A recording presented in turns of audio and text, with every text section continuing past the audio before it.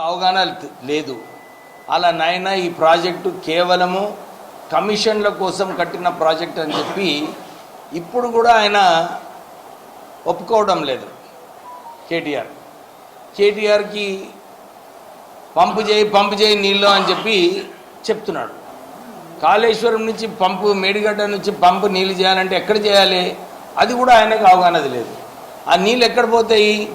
ఎల్లంపల్లి ప్రాజెక్టుకి పోతాయి నీళ్ళు, పంపు.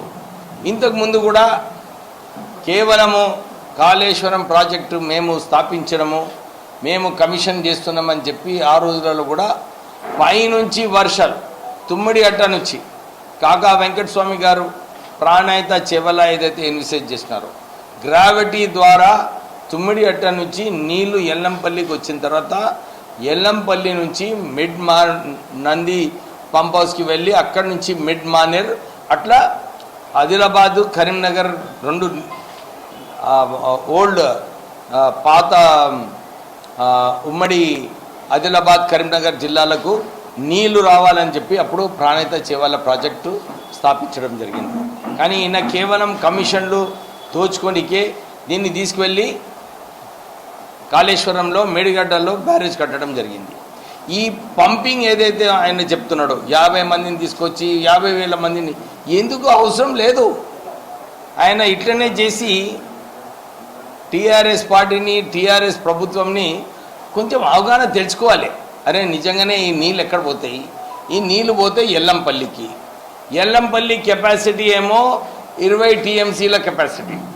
ఆల్రెడీ అక్కడ 17.5 టీఎంసీ, 17.5 టీఎంసీ ఆల్రెడీ స్టోరేజ్లో ఉన్నాయి నీళ్ళు. అక్కడ దినానికి పైనుంచి సుమారు 1 నుంచి 2 టీఎంసీ వరకు నీళ్లు పైనుంచి వస్తున్నాయి. 12,000 క్యూసెక్స్కు పైనుంచి వస్తున్నాయి. అంటే ఒక 1 టీఎంసీ నీళ్లు పైనుంచి ఆల్రెడీ వస్తున్నాయి. ఆ నీళ్ళు ఎక్కడ పోవాలి? మళ్ళీ అవి కూడా ఎల్లంపల్లికి రావాలి. ఇంతకుముందు కూడా ఇట్లనే చేసి వారు 46 టీఎంసీల నీళ్లు కాళేశ్వరం నుంచి పంపు చేసి ఎల్లంపల్లికి స్టోరేజ్కి పంపించినారు. కానీ అప్పుడు ఏమైంది? మళ్ళీ పైనుంచి నీళ్ళు రావడం వల్ల ఈ 46 టీఎంసీలు కూడా మళ్ళా వృధా కావడం జరిగింది. అంటే ఏదైతే పవర్ కాస్ట్ ఈ 46 టీఎంసీలకి అయిందో అప్పుడు ఆ రోజులలో సుమారు 2,000 కోట్లు అన్నారు. ఆ 2,000 కోట్లు వృధా చేసినాడు. మళ్ళా ఇప్పుడు ఈ బ్యారేజ్లో ఆల్రెడీ అందరికీ తెలుసు ఈ తప్పుడు కట్టడం వల్ల ఈ కాంట్రాక్టర్లు మేము కమిషన్లు ఇస్తున్నాం కదా, మేము ఇస్తున్నాం. సుమారు 500 కోట్ల రూపాయలు టీఆర్ఎస్ పార్టీకి, 500 కోట్ల రూపాయలు బీజేపీకి ఈ ఎలక్ట్రాల్ బాండ్స్ అంటే కమిషన్ల ఏదైతే ప్రభుత్వ ప్రాజెక్టులలో దుర్వినియోగంగా పైసలు సంపాదిస్తున్నారో ఈ పైసలన్నీ కూడా ఎలక్ట్రల్ బాండ్స్ ద్వారా ఒకవైపు బీజేపీకి, ఒకవైపు టీఆర్ఎస్కి, ఇద్దరికి కూడా ఈ కమిషన్లు ఇవ్వడం జరిగింది. అయితే మేము కేటీఆర్ గారికి ఇదే రిక్వెస్ట్ చేస్తున్నాము. అరే కొద్దిగా కూర్చో, ఈ సబ్జెక్ట్ ఏందో అర్థం చేసుకో, అర్థం చేసుకున్న తర్వాత నువ్వు విజిట్ చేస్తే బాగుంటుంది. కానీ అర్థం కాకుండా వచ్చి అక్కడ లేదు మేము పంపుల హౌస్లు స్టార్ట్ చేస్తాము జబర్దస్తిగా 50,000 మంది. అరే నువ్వు వచ్చినప్పుడు నిజంగా నేను కూడా ఆశ్చర్యపడిపోయిన వీడియోలు చూసినప్పుడు. కేటీఆర్ వచ్చినప్పుడు చాలా తక్కువ మంది ఆయనను రిసీవ్ చేసుకోవడం జరిగింది. నీకు అక్కడ ప్రజలలో మీ ఏదైతే నమ్మకం ప్రజలు మీ మీద ఉండేనో 10 సంవత్సరాలు ఆ నమ్మకం పోయింది. అందుగురించి అసెంబ్లీ తర్వాత పార్లమెంట్లో ఒక్క సీటు కూడా రాలేదు. అంటే ప్రజలందరూ కూడా నిర్ణయించుకున్నారు ఈ కల్వకుంట్ల కుటుంబము మా తెలంగాణ ప్రాంతాన్ని దోచుకున్నారు, తెలంగాణ రాష్ట్రాన్ని దోచుకున్నారు, వీళ్ళ మీద మాకు ఏం నమ్మకం లేదని చెప్పి వారు ఆల్రెడీ 2 సార్లు తీర్మానం ఇవ్వడం జరిగింది.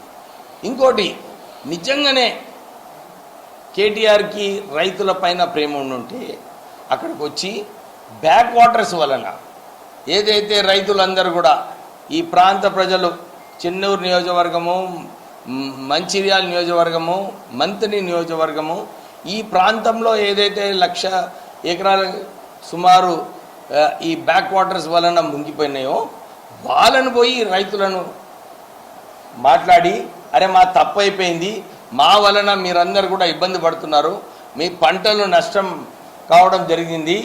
మేమున్నప్పుడు సత్తాలో మీకు నష్టపరిహారం ఇవ్వలేదు, ఇప్పుడు మేము ప్రభుత్వంకి రిక్వెస్ట్ చేస్తాము, మీకు నష్టపరిహారం ఇస్తామని చెప్పి ఈ విజిట్ చేసినట్టే బాగుంటుండే. కానీ కేటీఆర్ కేవలం రాజకీయం చేయాలి, ఎట్లా ఫోటోలు రావాలి, ప్రెస్లో రావాలి, కవర్ కావడం లేదు అని చెప్పి ఈ విజిట్ చేయడం జరిగింది. నేను ఇంతే కోరుతున్నాను. మీరు మళ్ళీ ఇంకొకటి ఆరోపణ, కేంద్రం నుంచి ఏదైతే రిపోర్ట్ వచ్చిందో ఇక్కడ మీరు గేట్లు బంద్ చేస్తే ఇంకా నీళ్ళు ఎక్కువచ్చి ఇంకా కాళేశ్వరం ప్రాజెక్ట్కి ప్రమాదం ఉందని ఏదైతే రిపోర్ట్ ఉందో ఆ రిపోర్ట్ కూడా తప్పంటాడు, ఎన్డిఎస్ఏ రిపోర్ట్ని. అంటే ఈ కేటీఆర్కి ఆయన ఈ తెలంగాణ ఇరిగేషన్ ప్రాజెక్ట్స్ నీళ్లు కొంచెం కూడా అవగాహన కల్పించుకుంటే బాగుంటుంది. వాళ్ళ నాయన దగ్గర నన్ను కొడితే ఆయన వాళ్ళ నాయన చెప్తుండే కేటీఆర్కి, అరే నా తప్పు అయిపోయింది, ఇక్కడ ప్రాజెక్టు మంచిగా పైసలు ఇస్తారని కాంట్రాక్టర్ చెప్తే నేను ఈ ప్రాజెక్ట్ కట్టినా అని చెప్పి ఆయననే నీకు సంజాయిస్తుండే. కానీ నువ్వు ఒక ప్రెస్లో రావాలని చెప్పి ఇక్కడ రావడం జరిగింది. చెన్నూరు రైతులందరూ కూడా ఇదే చెప్తున్నారు. మీరు నిన్న వీడియోలు చూసిన తర్వాత వాళ్ళు విమర్శించినారు కేటీఆర్ని, అరే మీరు మా దగ్గరికి వచ్చి మా సమస్యలు మీ ప్రాజెక్ట్ వలన మాకు ఏదైతే ఇబ్బందులు ఉన్నాయో ఈ ఇబ్బందులను ఎట్లా కరెక్ట్ చేయాలని చెప్పి కోరడం జరిగింది.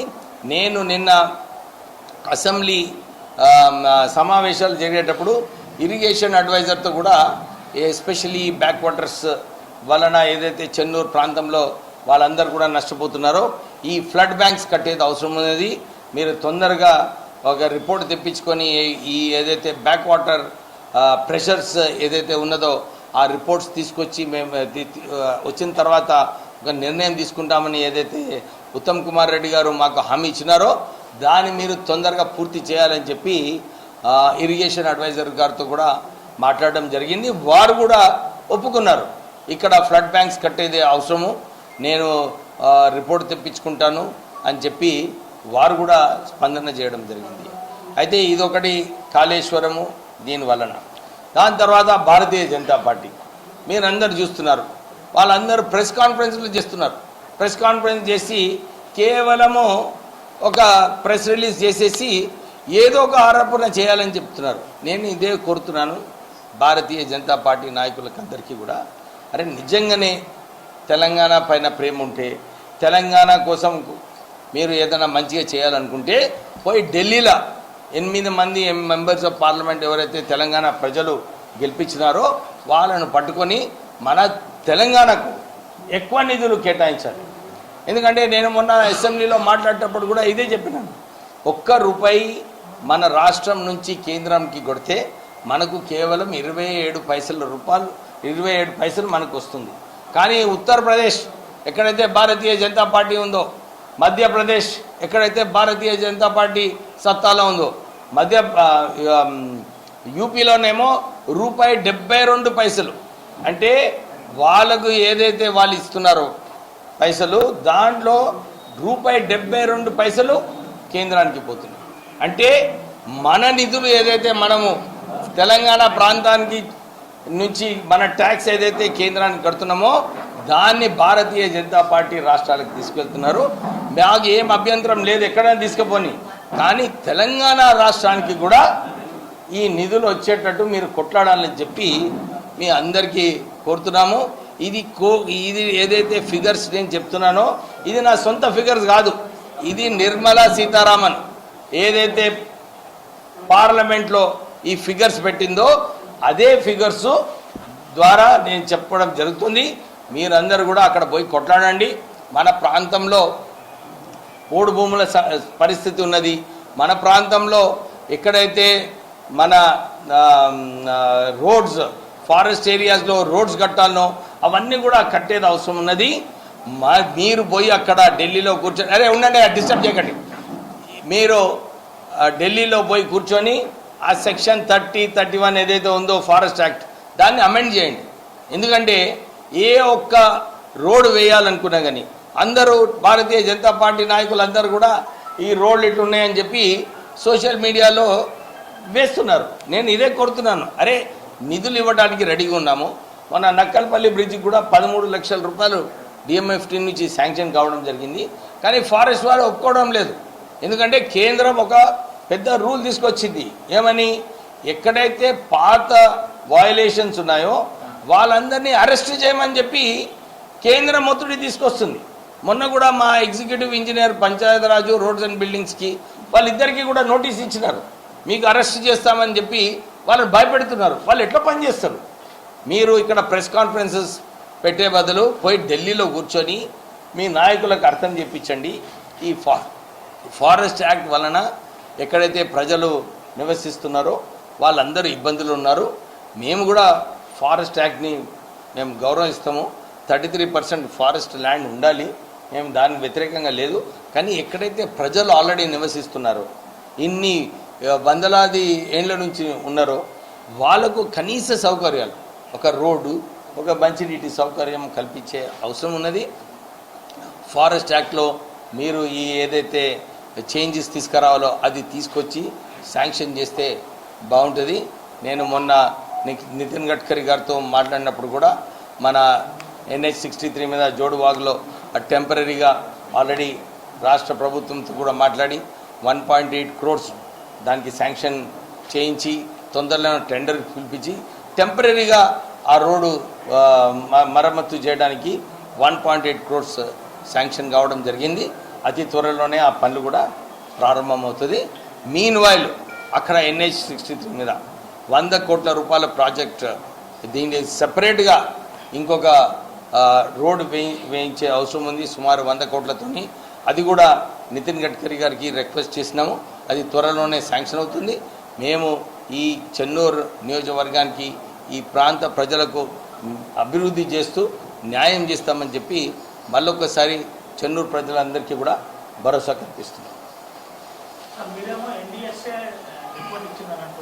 ఎన్డీఎస్ఏ రిపోర్ట్ కూడా తప్పు. పోలవరం లాంటి ప్రాజెక్టులకు 2 సంవత్సరాలైనా ఇప్పటి వరకు కనీసం నివేదించలేదు. కాళేశ్వరానికి వెంటనే ఎట్లా ఇస్తారని నిన్న కేటీఆర్ అది ఆయన ఇప్పుడు అందరికీ తెలుసు. కవిత అరెస్ట్ వలన టీఆర్ఎస్ బీజేపీ ఇద్దరు కలుసుకున్నారు. టీఆర్ఎస్ వాళ్ళందరూ పోయి మస్కా కొట్టుకుంటున్నారు బీజేపీకి. అరే మా కేసీఆర్ కూడా మొన్న నా బిడ్డను వదిలేసేయమని చెప్పి ఆయన రిక్వెస్ట్ చేస్తున్నారు. వాళ్ళిద్దరి మధ్యలో అండర్స్టాండింగ్ ఉంది బీజేపీ టీఆర్ఎస్లో. ఇక ఒకళ్ళు వాళ్ళ మీద అంటారు, వాళ్ళు ఒకళ్ళు వీళ్ళ మీద అంటారు. కానీ ఫ్యాక్ట్ ఏంటంటే అక్కడ పిల్లర్స్ అన్నీ కూడా కూలిపోవడం జరిగింది. అందరు ప్రెస్ వాళ్ళు కూడా వచ్చి చూస్తున్నారు. మీరు అక్కడ ఒకవైపు పిల్లర్లు కూలిపోతుంటే ఇంకోవైపు మళ్ళా బ్యారేజ్లో నీళ్ళు, మీరు బ్యారేజ్ క్లోజ్ చేసి నీళ్ళు పట్టాలని అంటే ఏమన్నా అర్థం ఉన్నదా?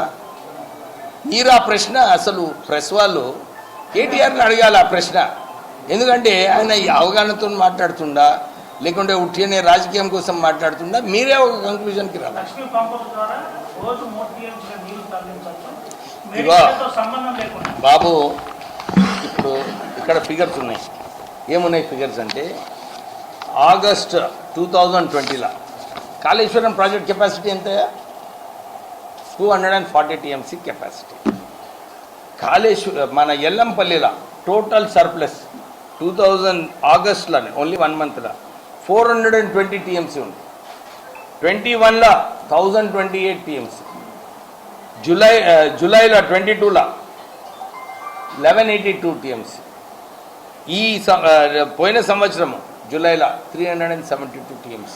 అంటే ఎప్పుడు కూడా Kaleshwaram Yellampalli project capacity full ఉన్నది. సర్ప్లస్ నీళ్ళు, ఇది ఒఫిషియల్ ఫిగర్స్, నా ఫిగర్స్ కాదు ఇది. ఇట్లా ఎల్లంపల్లి ఫుల్ ఉన్నప్పుడు ఎట్లా పంపింగ్ చేస్తారు? ఎక్కడి నుంచి చేస్తారు? ఎక్కడ పంపించాలి నీళ్ళు? మళ్ళీ ఎల్లంపల్లికే రావాలి కదా. పైనుంచి నీళ్ళు వచ్చినప్పుడు ఏం చేస్తారు? నువ్వు అక్కడ అట్లనే గేట్స్ బంద్ చేసి పెడితే తగ్గిన బ్యాక్ వాటర్ విలేజెస్ అన్నీ కూడా నాశనం కావా? అయితే ఆయనకు కొద్దిగా ఎవరైనా ఒకళ్ళు కూర్చొని ఆయనకు కొద్దిగా అవగాహన కల్పిస్తే బాగుంటుంది. ఎందుకంటే ఆ project Kaleshwaram project 240 TMC surplus నీళ్ళు ఆల్రెడీ ఉంది. అసలు కాళేశ్వరం ప్రాజెక్టు ఆయనకు తెలవాలి. వానలు వర్షాలు లేనప్పుడే అది ఏమైనా ఉపయోగపడవచ్చు అని అనుకుంటున్నారు. అది కూడా కన్ఫర్మ్ కాదు.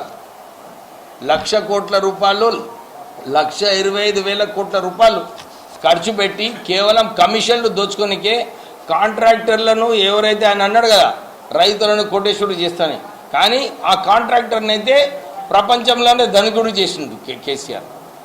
ఆయనకు అది గుర్తుపెట్టుకోవాలని చెప్పి నేను మళ్ళీ ఒకసారి మీ ప్రెస్ ద్వారా వాళ్ళకు నేను ఎక్కడికి ఇప్పుడు ఎల్లంపల్లి కెపాసిటీ ఎంత ఉన్నాయా 17.5 20 టీఎంసీ ఉంది. ఆ 20 టీఎంసీ నీళ్ళు తరలించిన తర్వాత పైకి ఆల్రెడీ నీళ్ళు వస్తున్నాయి. ఎట్లెట్లా నీళ్ళు వస్తాయో అట్లా మిడ్ మానేర్ పోతుంది. మిడ్ మానేర్ నుంచి ఇంకా ఇతర ఏదైతే ఉన్నదో ప్రాజెక్టు దాని ద్వారా పోతుంది. కానీ మళ్ళీ ఒకసారి ప్రెస్ మీ అందరికీ కూడా నేను గుర్తు చేయాలనుకుంటున్నాను. మొదలు ఏదైతే ప్రాణహిత చేవల ప్రాజెక్టు ఉండనో దాంట్లో 36,000 కోట్లలో ఆల్రెడీ 11,000 కోట్ల రూపాయలు ఆల్రెడీ ఖర్చు పెట్టినరు. 24,000 కోట్లతోని పూర్తిగా ప్రాజెక్ట్ని తీసుకెళ్ళి 1,25,000 కోట్ల ప్రాజెక్ట్ చేసి ప్రజలకు ఉపయోగం లేకుండా ప్రజల మీద భారం ఏదైతే 7 లక్షల కోట్ల అప్పు చేసిండ్రో కేసీఆర్, అది ప్రజల మీద భారం ఉంది. అసలు కేసీఆర్ ఏమో 7 లక్షల కోట్ల రూపాయలు అప్పు చేస్తే 2 లక్షల రూపాయలు ఒక్కొక్క మంచి మీద భారం. కేంద్రం ఏం చేసింది? 10 సంవత్సరాల క్రితము 55 లక్షల కోట్ల రూపాయలు అప్పు ఉండే కేంద్రంలో. ఈరోజు 2 లక్షల కోట్ల రూపాయలు అప్పు చేసింది కేంద్రం. అంటే సుమారు ఒక్కొక్క మనిషి మీద అదొక 1 లక్ష రూపాయలు. మన తెలంగాణ ప్రజలు ఒక్కొక్క మనిషి పైన 3 లక్షల రూపాయలు భారం వేసింది 2 ప్రభుత్వాలు. అదొకటి మీ ద్వారా ప్రజలకు తెలియజేయడానికి ఈ ప్రెస్ కాన్ఫరెన్స్ పెట్టడం జరిగింది. ఇంకేమైనా ప్రశ్నలు వేయాలనుకుంటే వేయండి, కాంప్లికేటెడ్ అయినా కానీ పర్వాలేదు, నేను ఆన్సర్ చేయడానికి సిద్ధంగా.